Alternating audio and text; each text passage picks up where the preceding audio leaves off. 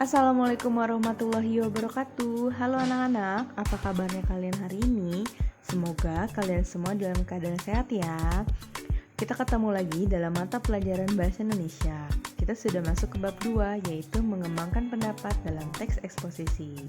Tapi sebelum itu, kalian harus tahu dulu apa sih yang dimaksud teks eksposisi. Mari kita lihat ya. Teks eksposisi merupakan genre teks berisi gagasan yang bertujuan agar orang lain memahami pendapatnya yang disampaikan. Gagasan tersebut disampaikan oleh penulis atau pembicara berdasarkan sudut pandang tertentu. Jadi, yang dimaksud dengan teks eksposisi adalah ketika kamu memiliki sebuah pendapat, dituliskan dan masuk ke dalam teks agar bertujuan orang lain itu tahu bahwa kamu memiliki pendapat yang dapat memberikan informasi pada orang lain. Kurang lebih seperti itu ya. Nah, untuk lebih jelasnya kita lihat contoh teks eksposisi di sini ya.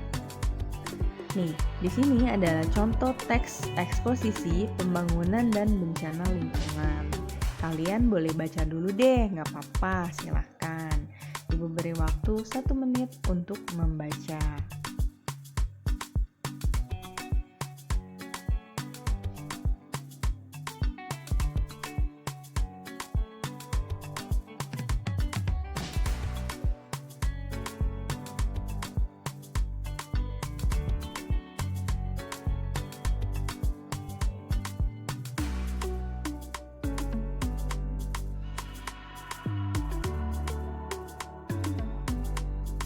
Oke, sudah ya. Nanti isi teks eksposisi tersebut kita bedah di slide berikutnya ya. Oke, ini ada fungsi teks eksposisi. Jadi, fungsi teks eksposisi adalah memberikan informasi atau gagasan, permasalahan, atau ide secara mendalam. Permasalahan yang diangkat dijelaskan melalui sudut pandang ilmiah yang disertai teori penunjang dan bukti-bukti ilmiah. Penulis mengutarakan pendapat secara objektif dan bertanggung jawab, sebab didasari oleh fakta dan data terkait. Tujuannya adalah meyakinkan pembaca bahwa masalah atau gagasan tersebut penting dan dapat dipertanggungjawabkan.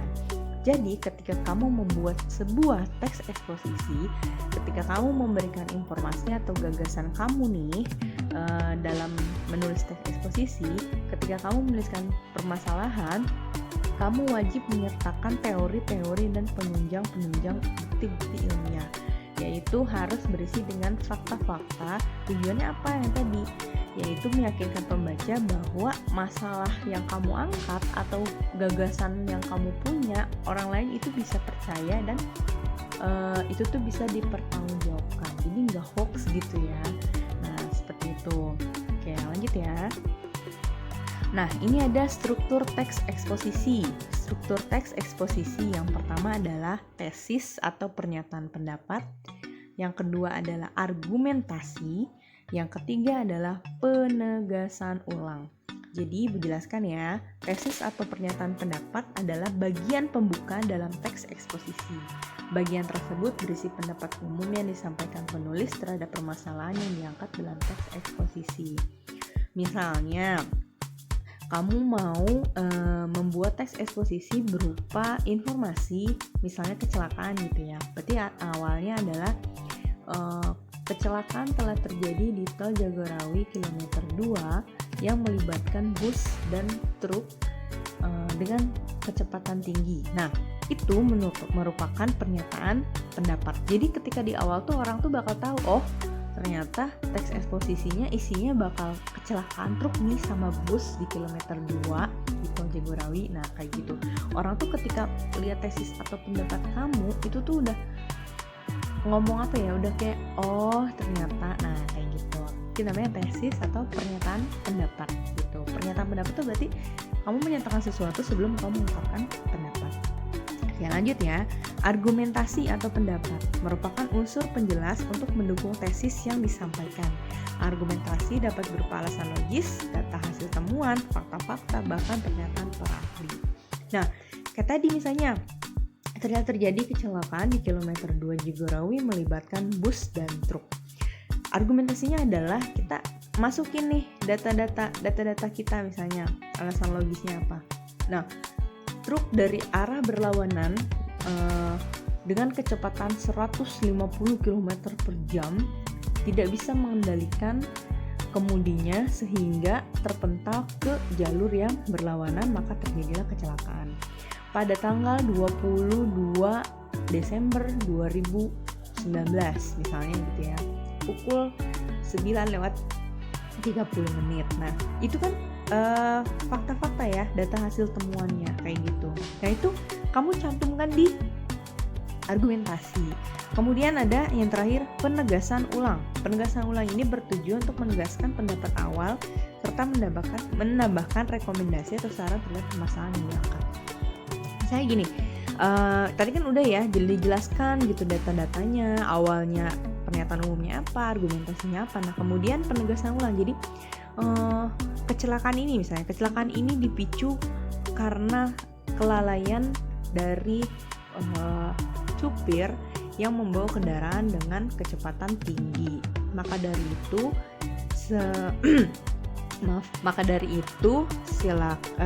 itu kalian harus bawa kendaraan dengan baik, tidak boleh ugal-ugalan dan semacamnya. Nah, yang kayak gitu-gitu tuh ya. Nah, itu penegasan ulang. Itu kita tegaskan kembali bahwa penyebab kecelakaan bisa jadi loh karena human error, bisa jadi karena seseorang lalai, bisa jadi karena dia bawa mobilnya ugal-ugalan, kayak gitu. Oke, lanjut ya. Nah, ini adalah struktur teks eksposisi yang tadi ya, yang bumi sedang menghadapi berbagai masalah. Nah, ini biasanya tesis atau pernyataan pendapat di sebuah teks eksposisi itu adanya di atas, bisa juga di bawah. Tapi kebanyakannya di atas. Jadi kamu lihat dulu nih, bumi saat ini sedang menghadapi berbagai masalah lingkungan serius. 6 masalah lingkungan yang utama adalah ledakan jumlah penduduk, perpisahan sumber daya alam, perubahan iklim global, kepunaan tumbuhan dan hewan, kerusakan habitat alam, serta peningkatan populasi dan kemiskinan kemiskinan. Nah, itu adalah tesis atau pernyataan pendapat gitu ya. Terus kita lanjut. Argumentasi itu, para ahli menyimpulkan bahwa masalah tersebut disebabkan oleh praktik pembangunan yang tidak memperhatikan kelestarian alam. Nah, itu argumen kita kembangkan di situ. Kenapa sih bumi ini tuh udah nggak sehat lagi? Nah, karena itu para ahli juga sudah menyimpulkan bahwa masalah tersebut disebabkan praktik pembangunan yang nggak memperhatikan kelestarian alam gitu. Nah, kemudian nih disertai data-data yang akurat, yaitu fakta. Pada tahun 2005-2006 tercatat 330 bencana banjir, 69 bencana tanah longsor, 7 bencana letusan gunung berapi, dan sebagainya. Nah, itu merupakan data-data yang akurat dan harus berdasarkan fakta agar bisa dipertanggungjawabkan. Oke, lanjut ya. Nah, ini ada lagi struktur teks eksposisi yang tadi penegasan ulang. Oke, Ibu bilang tadi ya tentang kecelakaan tadi, ini masalah lingkungan di atas merupakan masalah serius yang harus segera diatasi. Meskipun tidak mungkin mengatasi kena masalah utama lingkungan tersebut, setidaknya harus cari solusi. Nah, berarti dari yang teks eksposisi yang pertama kecelakaan itu yang Ibu bilang tadi benar gitu. Jadi kita tuh harus selalu safety, selalu hati-hati dalam berkendara agar tidak terlibat kecelakaan. Oke, ini adalah aspek kebahasan teks eksposisi, yaitu ada istilah, ada makna. Istilah itu seperti umpama, jadi tidak ya ini ya seharusnya cuman kata-katanya diganti gitu. Misalnya kayak ini nih ya, misalnya polusi itu kan bahasa kerennya itu kan polusi. Nah, ketika kita tahu polusi itu apa sih sebenarnya artinya, istilahnya polusi maknanya adalah pencemaran. Jadi bukan berarti kamu melakukan polusi nama baik. Enggak, beda itu ya. Polusi atau maknanya pencemaran. Saya kayak gini juga habitat itu bisa tempat tinggal, bisa tempat hidup atau tempat kediaman. Nah, kayak kita tempat tinggalnya di mana? Nah, seperti itu ya, itu istilahnya habitat, maknanya adalah tempat tinggal. Nah, ini adalah adjektif atau kata sifat. Bener banget. Kata sifat itu bisa cantik, tampan, pintar, serius, bercanda. Nah, seperti itu ya, sifat-sifat seseorang atau sifat-sifat yang bisa dijadikan adjektif. Nah, kemudian ada makna leksikal atau makna kamus gitu. Nah, makna kamus ini adalah sesuatu yang ditulis di dalam Kamus Besar Bahasa Indonesia. Jadi maksudnya masuk ke dalam makna leksikal. Jadi kalau misalnya maknanya serius, berarti makna kamusnya adalah sungguh. Nah, kalau misalnya kita berubah lagi nih ya, maknanya pintar misalnya gitu, berarti makna kamusnya adalah cerdas gitu, atau cepat menangkap sesuatu, kayak gitu ya. Oke, ini selanjutnya adalah afiksasi. Afiksasi kita udah belajar ya yang kemarin itu. Afiksasi itu apa anak-anak? Yaitu imbuhan, kata dasar, dan semacamnya. Nah, ini nanti akan dibahas lagi dalam pertemuan selanjutnya ya. Yang penting kalian udah tahu ya apa sih teks eksposisi itu.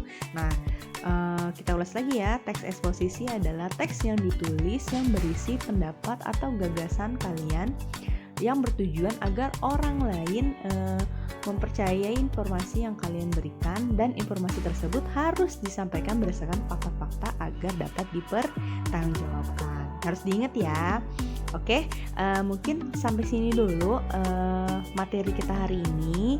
Semoga kalian semua dalam keadaan sehat, dan semoga kalian tetap semangat belajar meskipun belajarnya dari rumah. Oke, terima kasih. Assalamualaikum warahmatullahi wabarakatuh.